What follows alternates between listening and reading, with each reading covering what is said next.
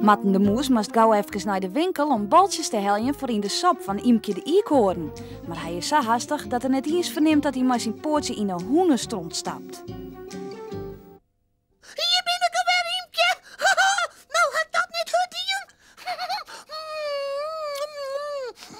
Wat roept die sop lekker.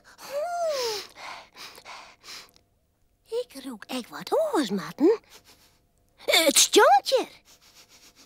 Oh, ja, dat was gelijk, Imke. Nou rook ik het ek. Het stonkt heel vies. Jammer. Het roekt je naar stront. Ah, nee, maar waar komt die vieze strontlucht dan bij, Matten? Dat weet ik niet. Oh, Matten in pootjes? Nou, maar Sjen. Wat is er allemaal met pootjes, Imke? Oh, dat jij stronten, Matten. Bakkes, wat vies. Oh, ja. Die pootjes zitten eronder. Oh, en de vlier en ik de matten. Oh, verschrikkelijk. Ze wies naar Matten zijn pootjes. Nou zucht het moeske het ek. En hij viel het ek. Dat vieze goord plak tussen zijn tjensjes. En maakt het bruine plakken op een vlier.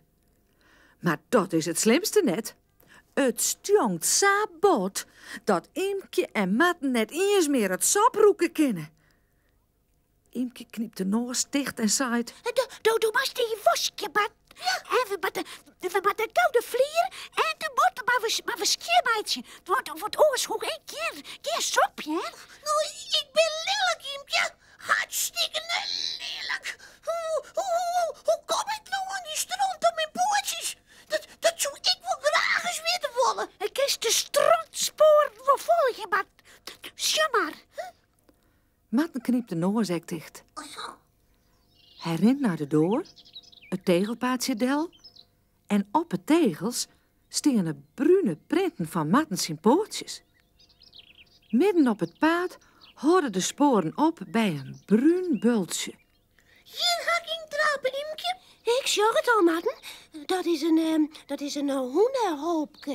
Ja, maar dat jaagt net op mijn stoep, Imke. Ik voel dat ik de baas van die hoen te pakken hier. Dan zoek hem de eren maar dit spul is smarren. Ik kan het eerst meer op een eigen paasje rennen zonder u te kriechen in een hoenendroom. Protteljen gaat Matten weer in een huis.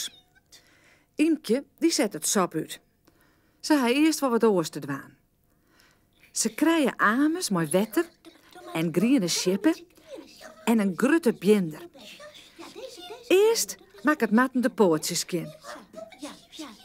En als die skin binnen, dan binnen de vlier en de matten ombaar. Zullen we dan de stoephek even een keerspuitje, Matten? Want oorstrapen stralen ze weer in. Ja, dat is stom, hè? Ja. Na je skofke is alles weer skin en roekt het kemmeke weer lekker fris.